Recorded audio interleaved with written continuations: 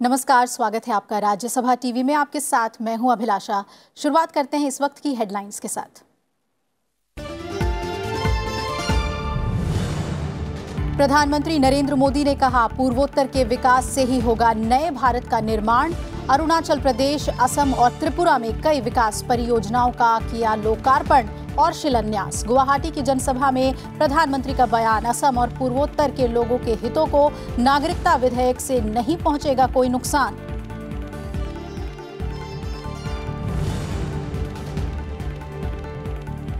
उपराष्ट्रपति एम वेंकैया नायडू ने कहा, विकास के साथ साथ हो कल्याण के काम। हैदराबाद में अंतर्राष्ट्रीय सम्मेलन में समावेशी आर्थिक विकास के लिए जनता और प्रकृति दोनों का हित रखने की कही बात। नीति निर्माताओं से की पीपल, प्रॉस्पेरिटी, प्लैनेट, पीस और पार्टनरशिप पर जोर देने की अपील।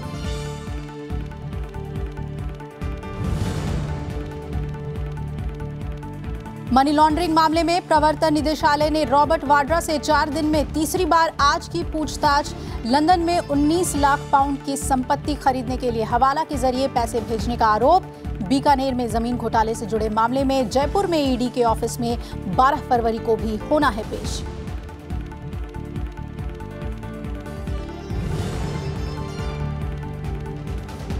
शारदा चिट फंड मामले में सीबीआई की शिलांग में कोलकाता पुलिस कमिश्नर राजीव कुमार से पूछताछ। दिल्ली से सीबीआई टीम भी हुई शामिल। सुप्रीम कोर्ट ने राजीव कुमार को शिलांग में पेश होने और जांच में सहयोग करने के दिए थे निर्देश।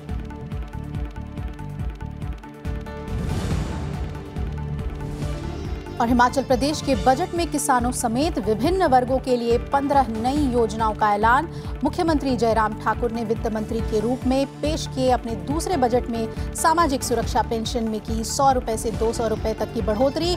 बंदरों के फसलों की सुरक्षा के लिए कांटेदार तार लगाने के लिए अब मिलेगी 50% सब्सिडी।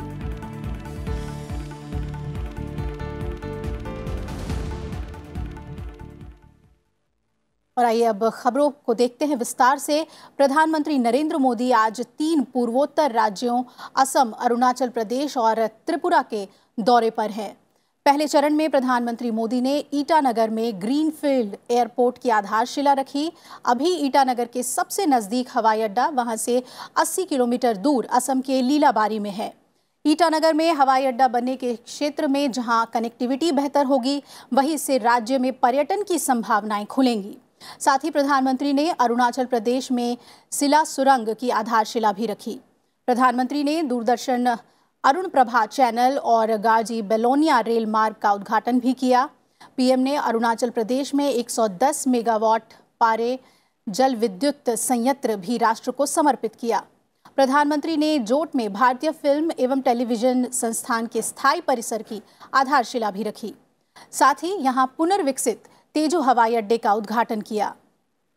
तेजू हवाई अड्डे को उड़ान योजना के तहत वाणिज्यिक संचालन के अनुरूप नए तरीके से ढाला गया है। अरुणाचल प्रदेश में 50 स्वास्थ्य एवं तंदुरुस्ती केंद्रों का उद्घाटन करने के साथ ही प्रधानमंत्री ने सौभाग्य योजना के तहत अरुणाचल प्रदेश में सभी घरों तक बिजली पहुंच जाने का ऐलान भी किया।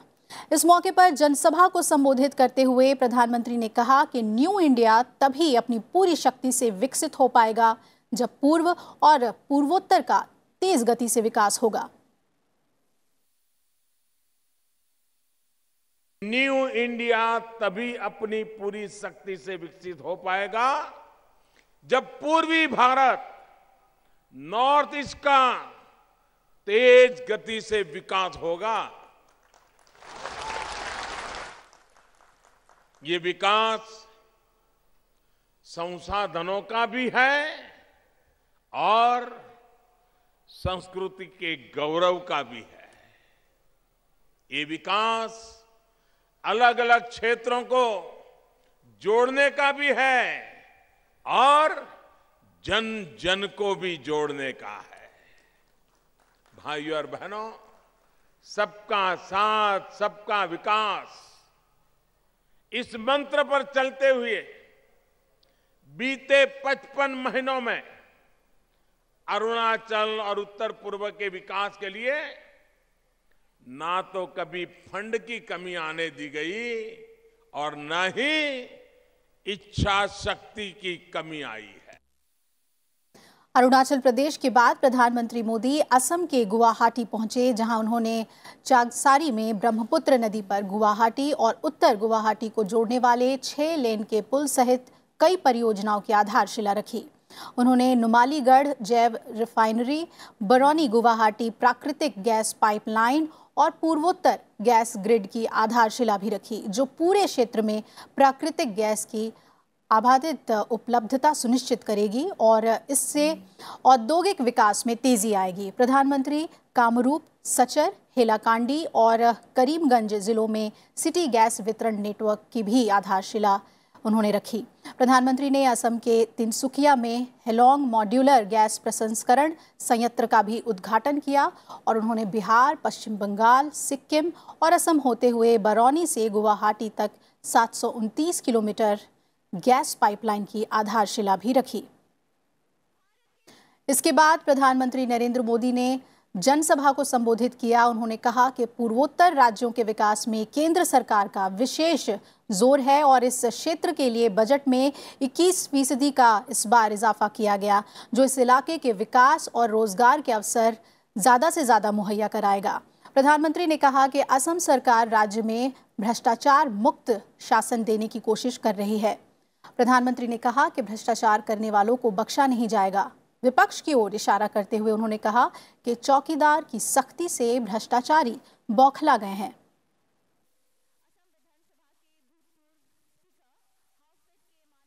गरीबों को लूटने वालों, देश की सुरक्षा से खिलवाड़ करने वालों के साथ इतनी सख्ती से निपटा जा रहा, जो घोटाले करके देश से भाग जाते थे उनको वापस लाया जा रहा है, भारत के कानून के हवाले किया जा रहा है। ये पूरा देश देख रहा है कि चौकीदार की चौकसी से कैसे भ्रष्टाचारी बौखलाए हुए हैं और सुबह शाम रोज नई गाली, मोदी को रोज नई गाली यही देते रहते हैं।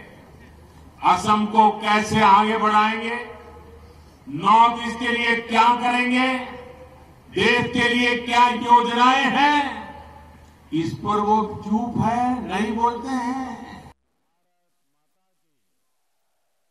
प्रधानमंत्री नरेंद्र मोदी ने कहा कि असम समेत पूर्वोत्तर राज्यों में नागरिकता संशोधन विधेयक को लेकर हो रहे विरोध पर उन्होंने कहा कि इस बारे में लोगों के बीच भ्रम फैलाया जा रहा है। ये विधेयक केवल पूर्वोत्तर राज्यों के लिए नहीं, पूरे देश के लिए है। प्रधानमंत्री ने कहा कि घुसपैठियों को देश में जगह नहीं दी जा रही है, लेकिन घुसपैठियों और मजबूर लोगों का फर्क हमें समझना होगा। आस्था के आधार पर सताए गए लोगों को संरक्षण दिया जा रहा है। उन्होंने कहा कि असम के लोगों के अधिकार, सामाजिक, सांस्कृतिक और भाषा पहचान को बढ़ावा देने के लिए सरकार प्रतिबद्ध है और राज्य सरकार की सिफारिश के बगैर किसी को भी भारतीय नागरिकता नहीं दी जाएगी। प्रधानमंत्री ने असम अकॉर्ड को पूरी तरह से लागू करने और 6 जातियों को जनजाति का दर्जा देने की बात भी कही।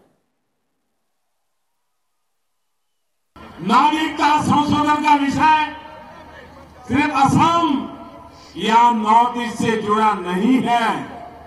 नॉर्थ ईस्ट के लोगों से ये भरोसा देता हूं, इससे असम और उत्तर पूर्व की कोई क्षति नहीं होने दूंगा।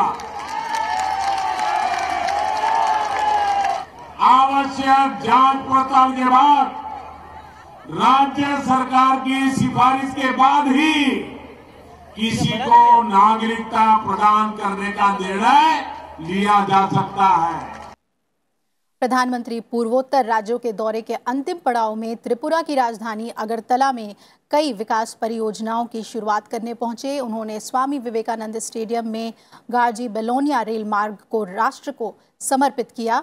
ये रेल मार्ग त्रिपुरा को दक्षिण और दक्षिण पूर्व एशिया का प्रवेश द्वार बनाएगा। प्रधानमंत्री नरसिंहगढ़ में त्रिपुरा प्रौद्योगिकी संस्थान के नए परिसर का उद्घाटन भी उन्होंने किया और इसके अलावा अगरतला में महाराजा वीर विक्रम हवाई अड्डे पर महाराजा वीर विक्रम किशोर माणिक्य बहादुर की मूर्ति का अनावरण किया। महाराजा वीर बिक्रम किशोर माणिक्य बहादुर को आधुनिक त्रिपुरा और अगरतला शहर का निर्माता माना जाता है। इसके बाद जनसभा को संबोधित करते हुए प्रधानमंत्री ने कहा कि त्रिपुरा में बीजेपी सरकार के 11 महीने के शासन में लोगों को विकास और आजादी का मतलब समझ में आया है। उन्होंने राज्य की पिछली सरकारों को त्रिपुरा को पिछड़ेपन के लिए जिम्मेदार बताया। प्रधानमंत्री ने कहा कि उनकी सरकार पूर्वोत्तर के विकास का पूरा ख्याल रख रही है। उन्होंने स्वायत्त परिषदों को सशक्त करने की लंबी समय से चले आ रही मांग को पूरा करने की तरफ कदम बढ़ाया है। इसके लिए कानून में बदलाव करके काउंसिल को आत्मनिर्भर बनाने और उनके अधिकारों में भी बढ़ोतरी चाहते हैं, ऐसी बात उन्होंने कही। त्रिपुरा समेत देश के दूसरे हिस्से में केंद्र की तमाम योजनाएं गरीबों के जीवन स्तर को ऊपर उठाने में काम आ रही है। उन्होंने देश के विकास के लिए मजबूत सरकार की जरूरत बताई।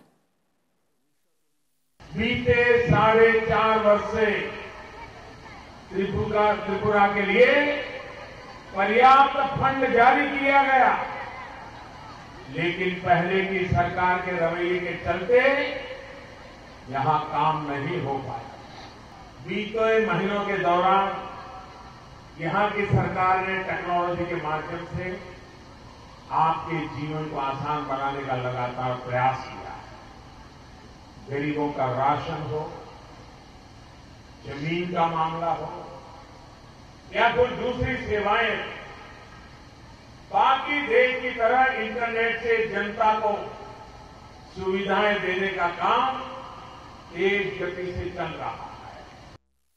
प्रधानमंत्री नरेंद्र मोदी कल दक्षिण भारत के 3 राज्यों के दौरे पर रहेंगे। वो आंध्र प्रदेश, तमिलनाडु और कर्नाटक का दौरा करेंगे। कई विकास योजनाओं की शुरुआत भी करेंगे।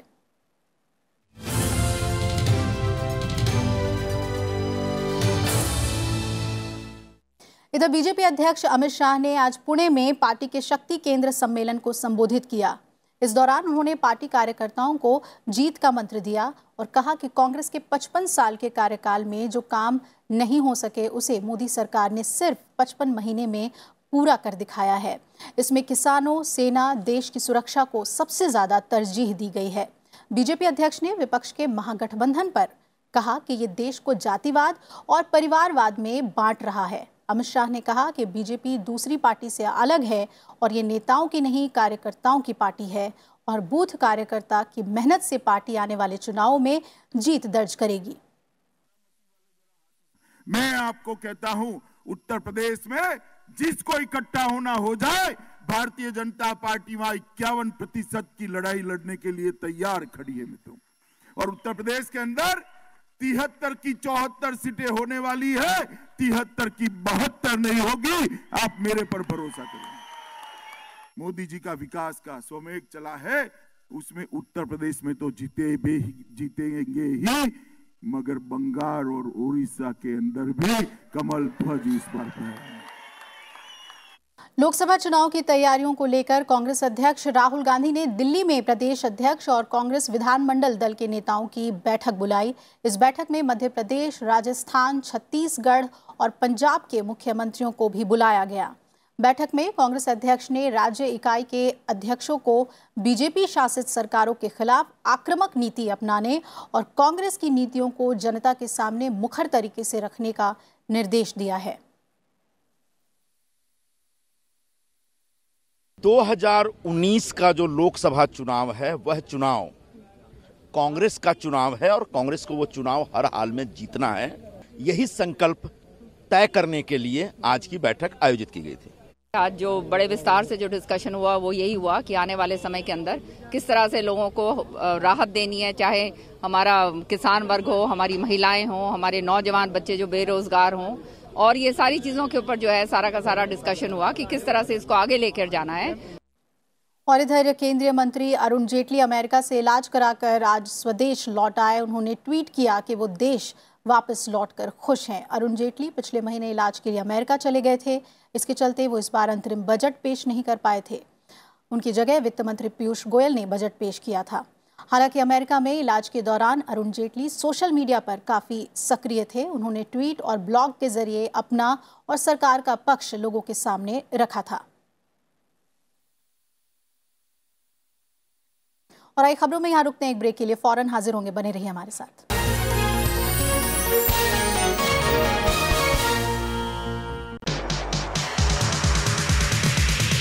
नेता बेशक राजनीति करें, लेकिन जनता का तो असली मतलब होता है अर्थनीति से, यानी वो नीतियां जो हमारी जेब पर असर डालें या फिर सुविधाओं में इजाफा करें। कैसा है भारत का आर्थिक वातावरण और क्या है हमारी चुनौतियां? सरल भाषा में आपके ये बुनियादी आर्थिक मुद्दे आप तक पहुंचाने के लिए राज्यसभा टीवी ने शुरू किया है ये खास कार्यक्रम अर्थनीति।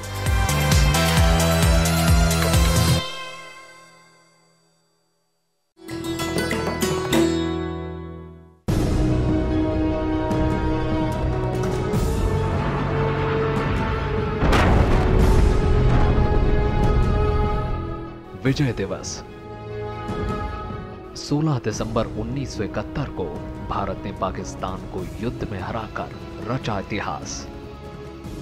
भारत की फौज के सामने पाकिस्तानी सैनिक हुए नतमस्तक। भारतीय सेना प्रमुख जनरल सैम मानेकशॉ की अगुवाई में जवानों ने दिखाया अदम्य साहस। महज 13 दिनों में पाकिस्तान के 93,000 सैनिकों को चटाई धोई। लंबे संघर्ष के बाद हिंदुस्तान ने दिलाई पूर्वी पाकिस्तान को आजादी और दुनिया के नक्शे पर उभरा बांग्लादेश का नाम। पाकिस्तान की करारी शिकस्त बनी भारत के लिए विजय गाथा।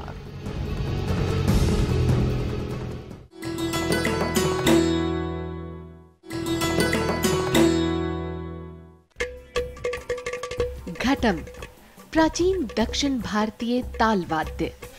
जब बजता है तो सृष्टि के 5 तत्वों धरा, जल, वायु, अग्नि और आकाश के स्वर को इसकी धुन में किया जा सकता है महसूस।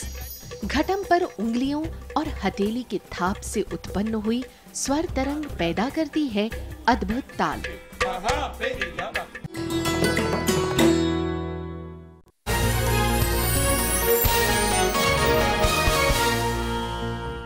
ब्रेक के बाद स्वागत है आपका। उपराष्ट्रपति एम वेंकैया नायडू ने कहा है कि आर्थिक क्षेत्र में विकास और कल्याण का फायदा सभी राज्यों और क्षेत्रों को मिले, ये हम सबकी जिम्मेदारी है। उपराष्ट्रपति ने आज हैदराबाद में एक इंटरनेशनल कॉन्फ्रेंस को संबोधित किया। उन्होंने कहा कि 21वीं सदी की पहचान ही विकास है। The theme of the conference is quite apt, as there is a need for wider debate on the concepts of development and promote interactive discourse on the vital issue. The concept of development is associated with many words like GDP, consumption, human development, income levels, poverty reduction, social development, free markets, and westernization. Development is the new identity of any nation in 21st century. While it is for experts and the development economists to decide and define what constitutes real development, I am, on my part, feel that any development should be people-centric and nature-centric. International conference को संबोधित करते हुए उपराष्ट्रपति ने कहा कि ग्रामीण इलाकों में रहने वाले लोग हमारी विकास प्रक्रिया का हिस्सा होना चाहिए।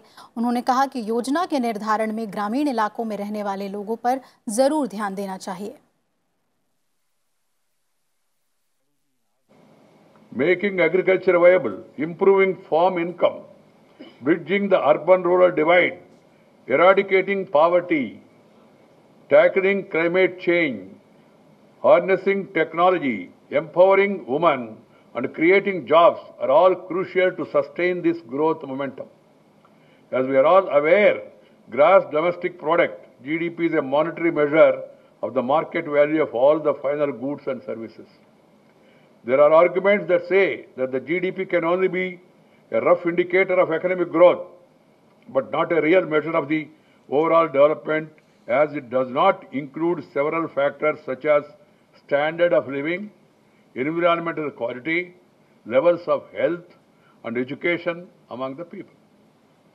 My dear friends, the ultimate goal of development has evolved from struggle for existence to Bahujana Hitaya, Bahujana Sukhaya, welfare and happiness of majority, and finally achieving Sarve Bhavantu Sukhina, let all be happy. और उधर हिमाचल प्रदेश के मुख्यमंत्री जयराम ठाकुर ने आज विधानसभा में budget पेश किया। मुख्यमंत्री जयराम ठाकुर ने बजट पेश करते हुए कहा कि 2022 तक किसानों की आय दोगुनी की जाएगी। कांटेदार तार लगाने के लिए अब 50% अनुदान मिलेगा। खेतीबाड़ी उपकरणों पर 20 करोड़ रुपए अनुदान दिए जाएंगे। नूतन पॉली हाउस योजना के तहत 85% अनुदान मिलेगा और 5000 पॉली हाउस स्थापित किए जाएंगे। इसके अलावा मुख्यमंत्री आवास योजना के तहत 2.5 लाख के बजाय अब 3.5 लाख रुपए मिलेंगे। आर्थिक तौर पर कमजोर लोगों के लिए पानी का कनेक्शन लेने पर 50 मीटर पाइप बिछाने पर सरकार 50% उपदान देगी। इसके अलावा मुख्यमंत्री स्वावलंबन योजना के तहत आवेदकों की आयु सीमा अब 35 से 45 वर्ष करने की घोषणा भी की गई है। इसके अलावा सामाजिक सुरक्षा पेंशन में भी 100 रुपए से 200 रुपए तक की बढ़ोतरी की गई है। सामाजिक सुरक्षा पेंशन अब 850 और 1500 रुपए प्रदान की जाएगी। मनी लॉन्ड्रिंग मामले में रॉबर्ट वाड्रा से प्रवर्तन निदेशालय की टीम ने 4 दिन में तीसरी बार पूछताछ की। इससे पहले वाड्रा से 6 जनवरी को पहली बार करीब 5.5 घंटे और 7 फरवरी को दूसरी बार करीब 9 घंटे तक पूछताछ की गई थी, लेकिन कुछ और सवालों के जवाब के लिए उन्हें आज फिर बुलाया गया था। माना जा रहा है कि पिछली बार पूछताछ के दौरान रॉबर्ट वाड्रा का सामना उन दस्तावेजों से कराया गया जो एजेंसी ने मामले की जांच के दौरान हासिल और जब्त किए हैं। उनमें फरार रक्षा डीलर संजय भंडारी से जुड़े दस्तावेज भी शामिल हैं और वाड्रा पर लंदन में 19 लाख पाउंड की संपत्ति खरीदने के लिए हवाला के जरिए पैसे भेजने का आरोप है। विदेश में कथित तौर पर अवैध संपत्ति रखने के संबंध में मनी लॉन्ड्रिंग से जुड़े मामले में रॉबर्ट वाड्रा से ये पूछताछ की जा रही है। ईडी ने रॉबर्ट वाड्रा को 12 फरवरी को जयपुर स्थित उनके ऑफिस में भी पेश होने को कहा है। अरबों रुपए के शारदा चिटफंड घोटाला मामले में साक्ष्यों को मिटाने के आरोपी कोलकाता पुलिस आयुक्त राजीव कुमार से सीबीआई शिलांग में आज पूछताछ कर रही है। सीबीआई के दफ्तर में 2 आईपीएस अधिकारियों और वकील के साथ वो पहुंचे। हालांकि सीबीआई अधिकारियों ने 2 पुलिस अधिकारियों और वकील को आधे घंटे के भीतर ऑफिस छोड़ने को कहा। राजीव कुमार से पूछताछ के लिए दिल्ली सीबीआई की टीम भी शिलांग में मौजूद है। पूछताछ के लिए सीबीआई के डायरेक्टर ने 10 सदस्यीय टीम गठित की है। 10 सदस्यीय विशेष टीम चिटफंड घोटाले की जांच का नेतृत्व करेगी। इससे पहले मामले की सुनवाई करते हुए सुप्रीम कोर्ट ने राजीव कुमार को पूछताछ के लिए शिलांग में सीबीआई के सामने पेश होने और जांच में सहयोग करने का निर्देश दिया था। इससे पहले कोलकाता में पूछताछ करने पहुंची सीबीआई की टीम को पश्चिम बंगाल पुलिस ने कार्रवाई करने में रुकावट पैदा की थी।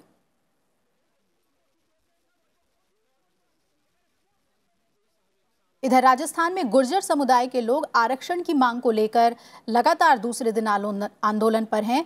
राजस्थान सरकार ने गुर्जर आरक्षण समिति के नेताओं से बातचीत करने के लिए 3 मंत्रियों की समिति गठित की है, जो गुर्जर नेता किरोड़ी सिंह बैंसला से बातचीत कर रहे हैं। बड़ी संख्या में गुर्जर सवाई माधोपुर में रेलवे ट्रैक पर धरना देने बैठ गए हैं। इससे दिल्ली मुंबई रूट पर ट्रेनों की आवाजाही पर बुरा असर पड़ा है। गुर्जरों के इस आंदोलन के बाद करीब 15 ट्रेनें रद्द कर दी गई हैं, जबकि 21 ट्रेनों के रूट ही बदल दिए गए हैं। दरअसल गुर्जर समुदाय प्रदेश में नौकरियों और शिक्षण संस्थानों में 5% आरक्षण की मांग कर रहे हैं। इस बार भी अब जो मांगे उनकी हैं, उनका ताल्लुक केंद्र से हो सकता है।